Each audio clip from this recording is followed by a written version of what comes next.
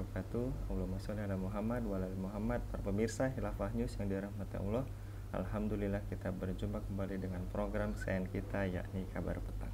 Kita akan membahas tema-tema terkini dengan narasumber yang terpercaya tentunya dari sudut pandang Islam. Inilah Kabar Petang selengkapnya.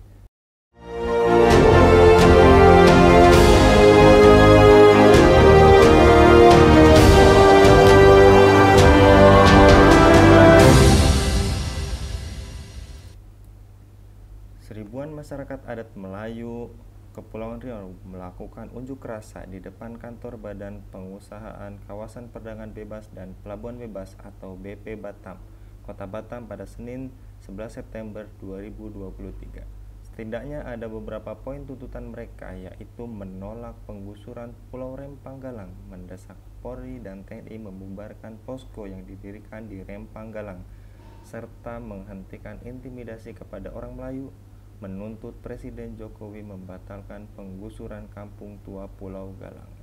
Tidak hanya itu, masa juga meminta Presiden mencopot Muhammad Rudi dari jabatannya sebagai Kepala BP Batam. Serta kami meminta bebaskan warga Rempang Galang yang ditahan, kata orator aksi yang berasal dari Laskar Pembela Marwah Melayu. Bagaimana kronologi konflik Pulau Rempang? Apakah masalahnya? Apakah ini sekedar konflik lahan antara masyarakat dan pemerintah? Untuk membahasnya kami terhubung dengan Direktur Fakta Bung Erwin Permana. Kita sapa terlebih dahulu. Assalamualaikum warahmatullahi wabarakatuh, Bung Erwin. Waalaikumsalam warahmatullahi wabarakatuh, Bung Anggi. Bagaimana kabarnya, Bung Erwin? Alhamdulillah kabar baik. Alhamdulillah. Nah, lagi-lagi kita membahas konflik antara masyarakat melawan pemerintah. Dan kali ini bentrokan di Pulau Rempang menjadi sorotan banyak pihak. Bentrokan dipicu oleh rencana penggusuran pemukiman warga yang dijadikan Rempang Eco City. Bagaimana duduk perkara konflik di Pulau Rempang Batam menurut Anda, Bung Erwin? Ya, masyarakat di Pulau Rempang dan juga Pulau Galang itu bukan masyarakat pendatang. Mereka sudah ada di sana semenjak 300 tahun yang lalu. Mereka sudah ada di sana berdasarkan sejarahnya itu semenjak awal tahun 1700-an. 1716 mereka sudah di sana, terus kemudian berkembang, dan bahkan kemudian membentuk kesultanan sendiri, yakni Kesultanan Riau Lingga gitu. Jadi mereka memang sudah lama eksis di situ. Karena sebagai sebuah kesultanan Islam, maka kemudian mereka memberikan perlawanan yang sangat signifikan terhadap para penjajah yang datang, termasuk penjajahan Belanda. Jadi kalau kita mendengarkan bahwa Aceh merupakan daerah yang sangat sulit ditakluki oleh Belanda, itu salah satunya adalah karena memang Aceh itu memiliki pertahanan luar yang sangat kuat dan solid. Yakni Riau Lingga ini mereka bekerja sama gitu, melakukan aliansi. Belanda tidak benar-benar berhasil menaklukkan Rempang dan juga Kepulauan Rempang dan juga Kepulauan Galang ini. Kenapa? Karena memang karakter masyarakatnya yang sangat disiplin, karakter masyarakatnya yang memegang teguh ajaran agama Islam dan juga memiliki semangat jihad yang luar biasa. Nah, ini sejarah mereka. Ini kan luar biasa. Artinya mereka itu sudah ada di sana jauh sebelum Indonesia itu ada. Jauh sebelum BP Batam itu ada. Mereka sudah ada di sana, bahkan mereka berkontribusi signifikan mengusir penjajah gitu. Dan dalam situasi seperti itu mestinya mereka itu diberlakukan dengan istimewa gitu. Mestinya mereka itu diberlakukan dengan unik lah. Jadikanlah kawasan mereka itu sebagai kawasan cagar budaya, gitu. Kawasan yang penuh dengan sejarah, ya, kawasan yang penuh dengan sejarah perjuangan negeri ini melawan penjajahan gitu. Karena yang tinggal di sana sekarang adalah anak-anak keturunan para pejuang-pejuang itu. Nah, sekarang yang terjadi, bukannya kemudian mereka itu dihormati sebagai anak keturunan para pahlawan, justru kemudian mereka itu seperti yang kita lihat sekarang, yakni akan digusur dari kawasan mereka. Mereka di sana itu jumlahnya banyak, ada 16 kampung adat itu, ada sekitar 10.000 warga. Mereka sudah lama di sana, dan ini bakal digusur dari tempat tanah moyang mereka yang di sana itu tertanam, terkubur pejuang-pejuang. Di sana itu terkubur para ulama. Itu kawasan tempat mereka hidup. Mana ada anak-anak yang bersekolah di situ mau direlokasi di sana, kemana gitu. Yang bersekolah direlokasi kemana? Yang bekerja, yang memang mereka mengandalkan mata pencaharian, misalnya dari nelayan, mereka direlokasi kemana? Mereka yang mata pencahariannya misalnya dari bertani ataupun dari berdagang, mereka mau direlokasi kemana gitu. Ya, apakah tidak difikirkan hal-hal yang semacam itu? Tiba-tiba muncul rencana strategis nasional yang akan menjadikan kawasan itu menjadi rempang ekopark, ya, yang bekerja sama dengan perusahaan Max, gitu ya, Makmur, Elok, Arta, yang merupakan anak perusahaan Arta Graha milik Tommy Winata, bekerja sama dengan perusahaan Cina, Xinyi Group, itu ingin membuat industri kaca kuarsa. Ya, tiba-tiba mereka akan digusur dengan rencana untuk membuat industri ini. Gitu. Lah, di mana rasa keadilannya? Jadi kalau kemudian pada akhirnya muncul konflik, itu hal-hal yang sangat-sangat masuk di akal kita. Justru tidak masuk di akal ketika kemudian mereka yang sudah turun-temurun di situ, terus kemudian mereka tiba-tiba digusur. Gitu. Digusurnya pun bukan dengan cara yang sangat baik, bukan dengan pendekatan-pendekatan persuasif. Justru seperti yang kita lihat, pendekatannya itu pendekatan yang sangat represif, diturunkan ribuan aparat ke sana dengan kendaraan-kendaraan lapis baja, dengan menggunakan senjata-senjata berpeluru karet, dan juga water cannon gitu. Terus kemudian kita menyaksikan apa yang terjadi kan, anak-anak yang sedang sekolah terus kemudian sedang mereka bubar gitu. Ada yang mereka kena semprotan gas air mata yang itu juga menyebabkan jatuhnya korban kan itu. Terus kemudian mereka juga yang melakukan perlawanan itu justru kemudian mereka ditahan. Apakah ini yang kemudian disebut bahwa pemerintah itu baik gitu? Apa itu yang dimaksud dengan program Jokowi misalnya melakukan reformasi agraria? Justru orang yang sudah berdiam di sana justru kemudian mau di eh, relokasi atau lebih tepatnya mereka digusur gitu. Walaupun bukan walaupun Mahfud MD mengatakan itu bukan penggusuran, yang terjadi itu adalah pengosongan, ya, itu istilahnya Mahfud MD itu. Pengosongan lahan. Kenapa pengosongan lahan? Karena pemerintah itu menganggap bahwa kawasan Rempang dan juga kawasan Galang itu bukan status tanahnya itu bukan tanah milik, bukan tanah milik warga gitu. Statusnya itu adalah kawasan konservasi. Jadi mereka di sana itu merupakan hak guna pakai saja. Hak guna bangun, hak guna pakai, bukan bukan hak guna milik gitu. Kalaulah itu terjadi, kalau logikanya mau dijadikan itu kawasan konservasi, lah kenapa kemudian mau dijadikan kawasan strategis nasional yang di sana akan dibangun industri gitu, industri kaca kuarsa terbesar kedua di dunia. Dan kita tahu kan bagaimana industri kaca kuarsa itu akan menyebabkan polusi yang luar biasa itu terhadap lingkungan, akan menimbulkan dampak lingkungan yang luar biasa buruk nanti itu gitu. Nah, jadi logika-logika yang dibangun oleh pemerintah ini itu logika yang jauh dari akal sehat gitu. Mereka tidak direlokasi, tidak diberikan lapangan kehidupan yang layak gitu. Kalau alasannya ini merupakan kawasan konservasi, mestinya lakukan kawasan konservasi yang baik gitu, tanpa kemudian mengusir warga yang mereka selama ini baik-baik saja di sana. Ya, mereka di sana eksis, mereka di sana bersekolah, ya, mereka di sana hidup, ada mata pencahariannya. Mau diganti macam apa itu? Nanti dalam waktu yang sangat dekat. Kan hingga tanggal 28 September ini, itu kawasan itu harus kosong, Masya Allah. Ya, sekarang sudah tanggal berapa ini? Tanggal 12, ya, 12 September. Tanggal 28 September harus kosong. Artinya dalam jangka waktu 2 minggu ke depan, ya ribuan orang di sana, 10.000 orang di sana itu sekarang itu nggak tidur nyenyak itu mereka. Nggak bisa mereka tidur nyenyak. Kenapa? Mereka udah terbayang di depan mata mereka mau tinggal di mana?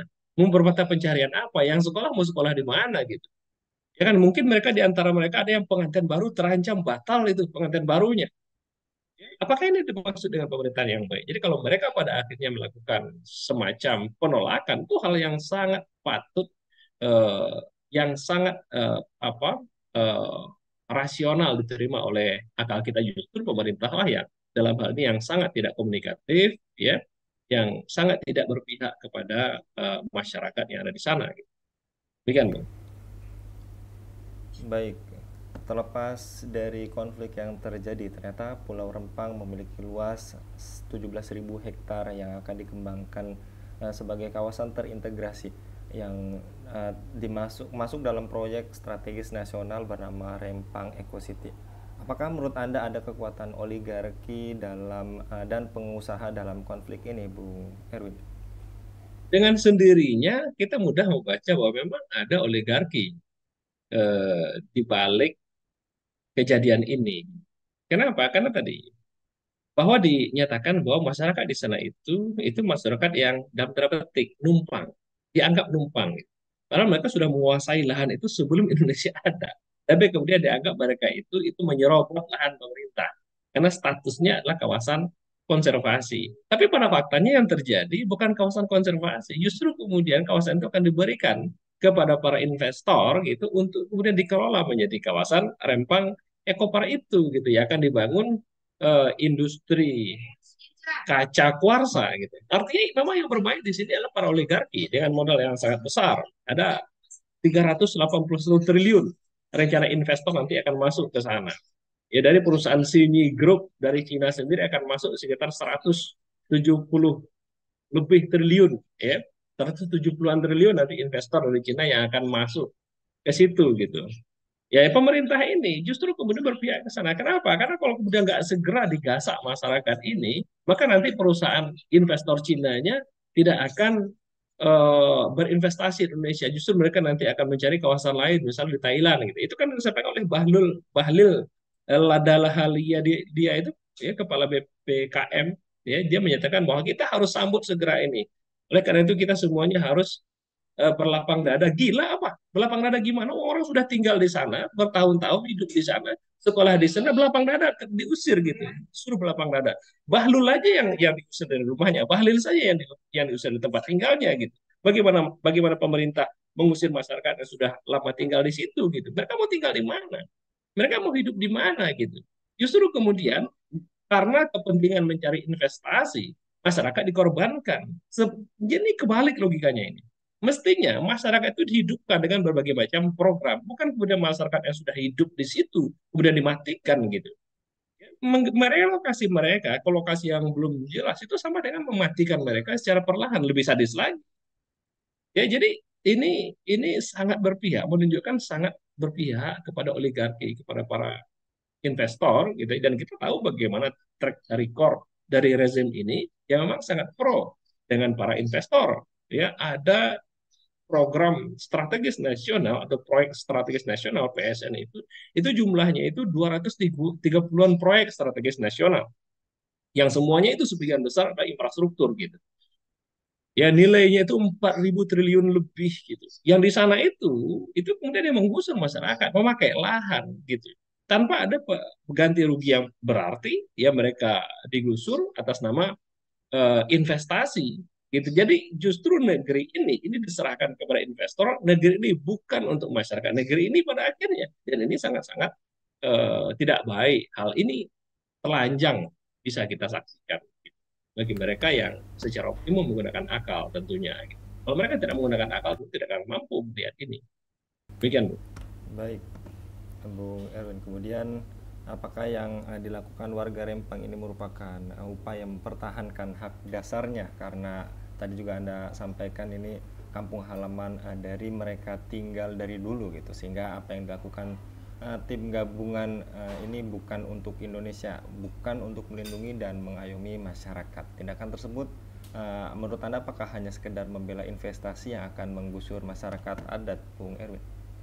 Nah, itu dia. Kita memang melihat dua hal itu. Di satu sisi kita melihat secara terang bahwa memang rezim ini membela investor gitu. Kan dengan keras itu Jokowi mengatakan bahwa saya akan bersikap keras terhadap siapapun yang akan menghalangi investasi. Lah, gimana ceritanya? Anda itu dititipkan oleh masyarakat justru untuk menjaga segenap jiwa masyarakat Indonesia gitu. Bukan untuk menggusurin mereka. Anda itu tidak disuruh untuk kemudian membela para investor gitu.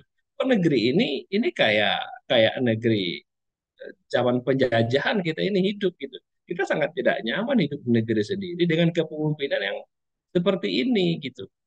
Ya ini justru sangat berbahaya bahwa masyarakat mereka tegak berdiri membela hak mereka. Yes, itu tepat sekali memang.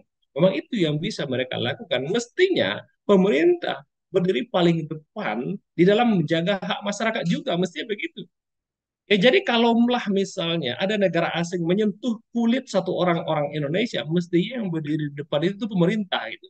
Jangan kena sentuh kulit masyarakat saya. Kalau misalnya ada satu saja, satu tetes saja darah masyarakat saya menetes, maka Anda berhadapan dengan saya. Mesti pemerintah berdiri seperti itu. Bukannya kemudian mereka yang sudah berusaha hidup, gitu ya, mereka juga bayar pajak di situ, ya, mereka juga menghidupi negeri ini, gitu ya.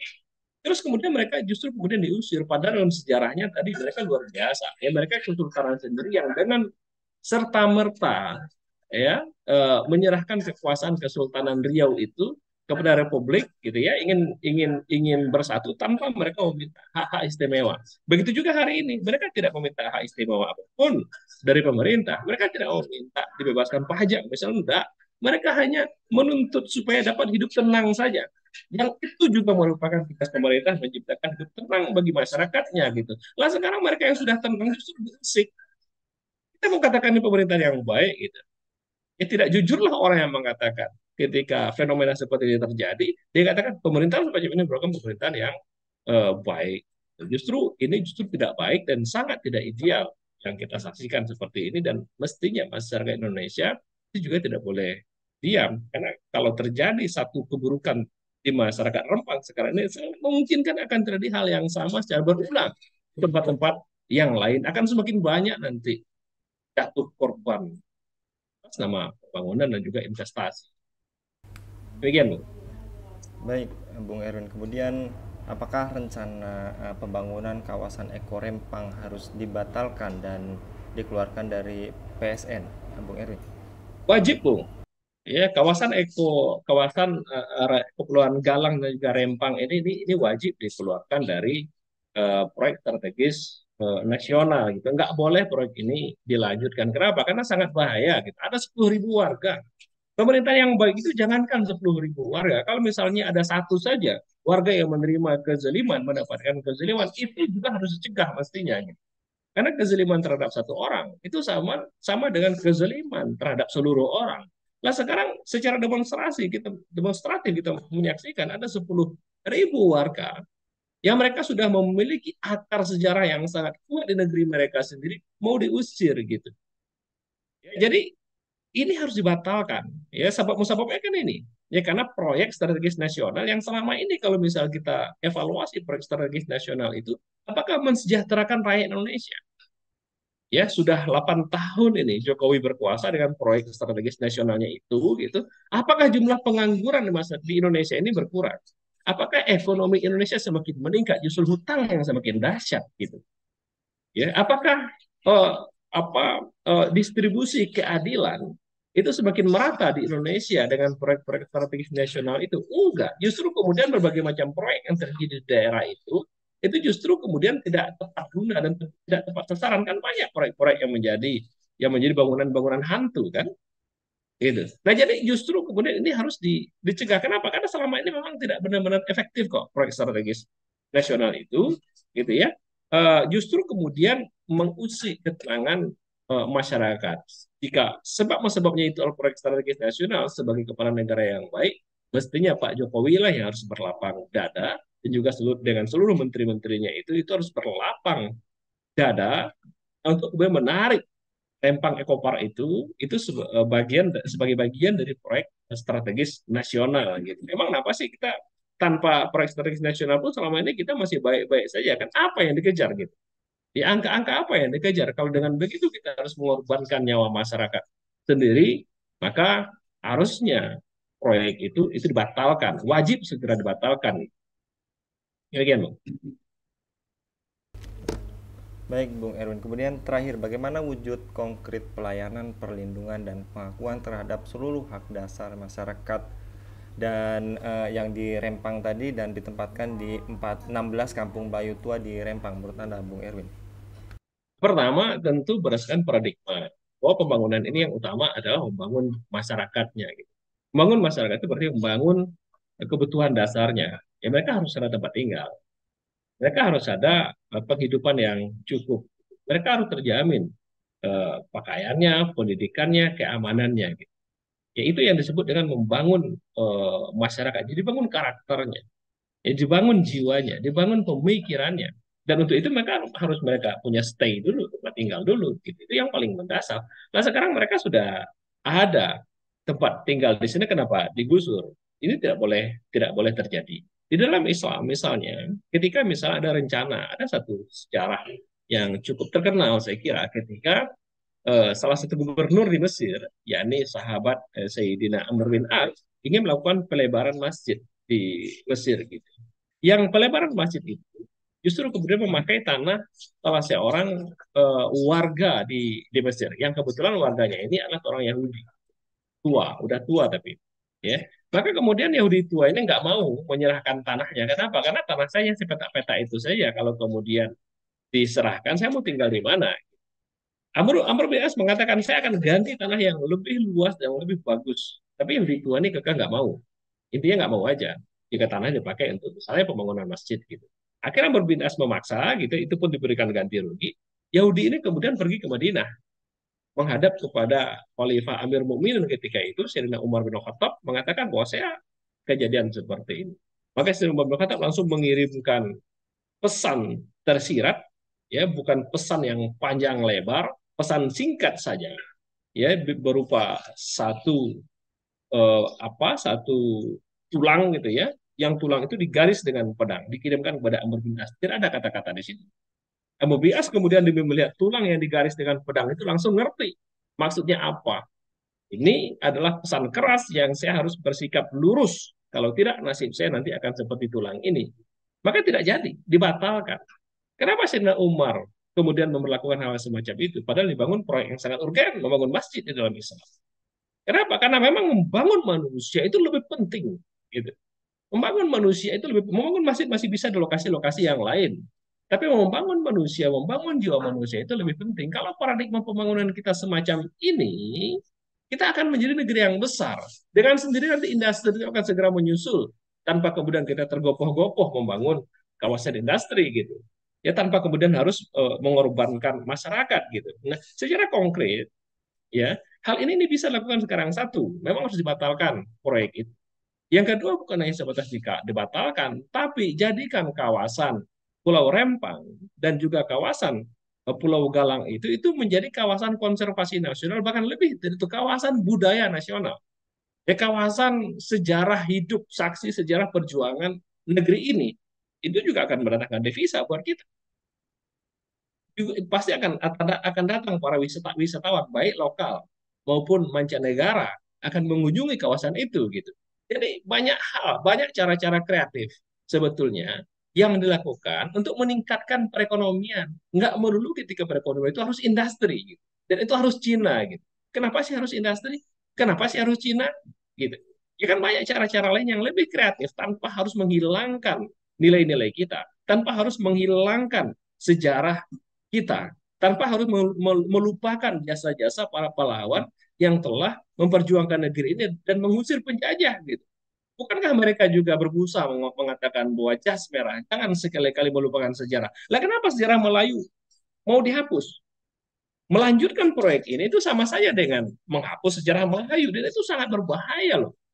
Ya, itu sangat berbahaya terhadap nilai generasi muda ke depan ini. Nanti mereka akan kehilangan saya ini siapa, jati diri saya ini siapa, nenek moyang ini saya ini siapa gitu. Oleh karena ini harus dipertahankan, ya, dipertahankan masyarakat yang ada di situ, batalkan proyek eh, rencana proyek Rempang Eco Park itu dan jadikan kawasan itu menjadi kawasan budaya, cagar budaya nasional dengan khas masyarakatnya gitu ya, dengan karakter masyarakatnya, dengan rumah-rumah budayanya gitu. Itu harus dihidupkan gitu. Bukankah itu juga merupakan bagian dari proyeknya Jokowi di awal-awal pemerintahannya dia gitu. Kenapa sih satu proyek dengan proyek yang lain ini saling bertentangan? Ya kenapa bertentangan? Ya, karena dikendalikan oleh oleh pihak lain di belakangnya dia sehingga kemudian dia tidak utuh di dalam berpikir, tidak utuh dalam mengambil kebijakan. Gitu. Saya kira demikian, Bung. Baik, jazakallah Bung Erwin untuk kesempatannya kali ini. Mudah-mudahan eh, live streaming kita ini didengar oleh pemerintah, dan mudah-mudahan rakyat juga bisa dibela oleh pemerintah, bukan pemerintah membela investor asing atau oligarki yang tadi disebutkan oleh Bung Erwin.